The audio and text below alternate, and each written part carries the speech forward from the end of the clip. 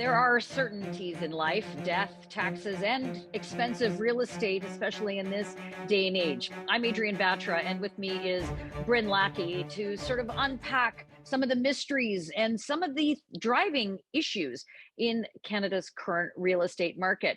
Brynn, there are so many things, so many elements.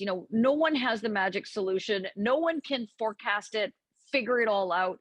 All we Mm. know is that it's going up and up and up. One of those driving components to the increased costs is blind bidding. And it's not something people know a lot about.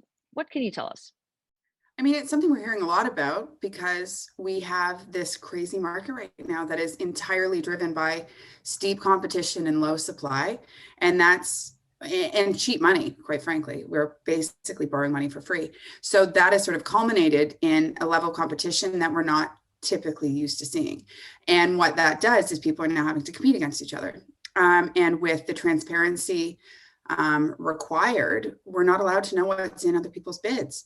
It was a topic that got a lot of attention during the federal election when we were really looking at housing affordability and how prohibitive it is for most Canadians.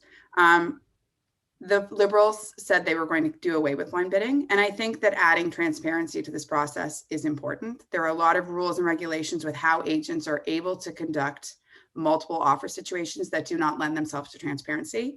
But I think more broadly, understanding the market forces that have sort of coalesced to make the market as inhospitable as it currently is actually more helpful. There's such a buying frenzy out there. For one of the most important reasons that you mentioned was, of course, limited supply. Mhm. Access to the market is not easier, but it's certainly available to anybody because of such low interest rates. And Mhm. so those dollars are there to borrow. Whether someone can sustain that in the long term is another topic. But let's sort of walk through, the process of how this blind bidding works. You've got the buyer, you got the seller, you got the realtors. What happens? Well, I think underlying it all is the fact that we are in a market where the convention is now to price under market value in order to drive multiple offers. And that is a tactic that is utilized across the board, whether we want to or not. It is just how it goes. Sellers want to know that they are getting maximum profits for their house. And when you're in a marketplace driven by competition, that is how you make sure that you are activating that portion of the market forces. So, when you are bidding against other people, transparency does not exist. We're not allowed to even intimate the nature of what's in another bid. So you are sort of at the mercy of your agent's ability to help you understand market value. You're looking at comparable sales. You're looking at what projections are of, based on price increases, where it's likely to go next month. So it's kind of a bit of alchemy trying to land on a price. And so there is a perception, I think, I know, because I know that people are really frustrated by the process. There is a perception that people are bidding against themselves and spending way more than they would if the market were open. Just to put it in perspective, Australia uses an open auction system for their real estate transactions. And Australia is one of the most overheated markets as well. The criticism of that is that people get carried away, they get caught up in the moment. So do I think it will impact prices? I don't think that's what's driving it. On a typical offer night, if there are 10 offers, you will see, yes, there are some out front. There is very rarely one person way out front. You typically see it broken down into heats. There are people who come in at asking.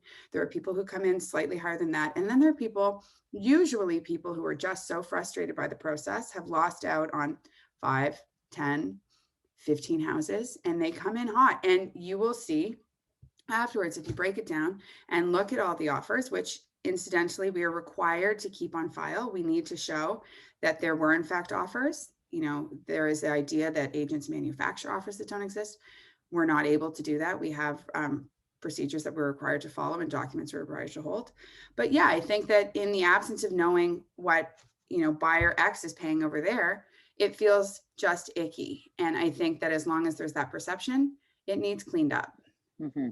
If the prices are going for a high and skewed number, that then sets a tone and a pattern for other properties in the area, wherever you are. And so it doesn't just affect those that are in the housing market, it then has an offshoot of those in the rental market as well. And so this is sort of a, it's got all sorts of tentacles, Brynn, where it's Mhm. spreading this notion of blind bidding, for those who, the millions of renters out there who don't have the ability yet to get into the buyer's market. So many Right, still rent. right. Well, the rental market is a whole other one with many layers of frustrating aspects and frustrating conventions. I think anywhere where you are seeing competition among buyers or would-be renters, you are going to see prices going higher. I think that when people are seeing opportunity cost, I think that's often what you're seeing encapsulated in those prices that go way over, is one person's assessment of what the opportunity cost there is, not wanting to miss out on it.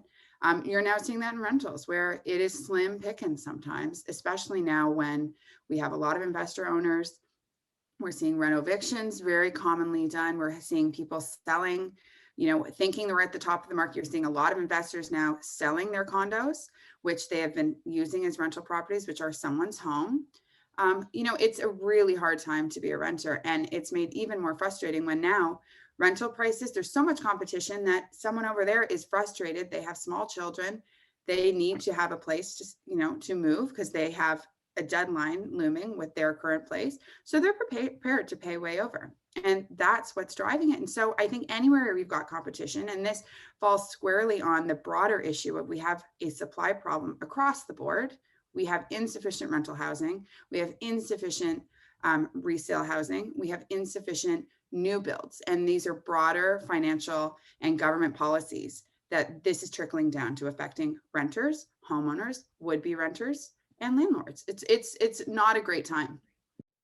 It's the one thing that we all strive for, and that, of course, is some stability and Right. consistency, particularly in our bricks and mortar where we're living. Let's just quickly move forward, and this is something that obviously you see on a daily basis, if not hourly basis, with Yeah. your clients. But what is it that you can tell people out there, other than have hope, rely on your professional realtor? Like what can you tell people? I mean, it's hard. And I always joke about how being a realtor is oftentimes like being a life coach and a therapist because, yeah, there's the actual transactional aspect of this, but there's also just an awareness that this is a very tough time. I think the stakes are high for sellers. The stakes are very high for buyers, especially when you hear talk about interest rates rising. How much panic should there be? How much of this, how much of the FOMO is warranted and how much of it is someone being overblown? I think at the end of the day, people have to be very clear on what's driving their decisions. If they need a home because there is a baby coming in 4 months, then yeah, you're going to have a sense of urgency that somebody else might not have. I think across the board, working with someone who is actually a professional, who has standard, adherence to ethics and appropriate behaviors is important. You should be interviewing who you're working with because, yeah, there are bad apples, but there are also some great agents who can help through this process. So I think it's making sure you have a team that is going to help you navigate this. So many other aspects that we will be unpacking with Brynn over the course of the next few years, frankly, as the market continues to remain hot.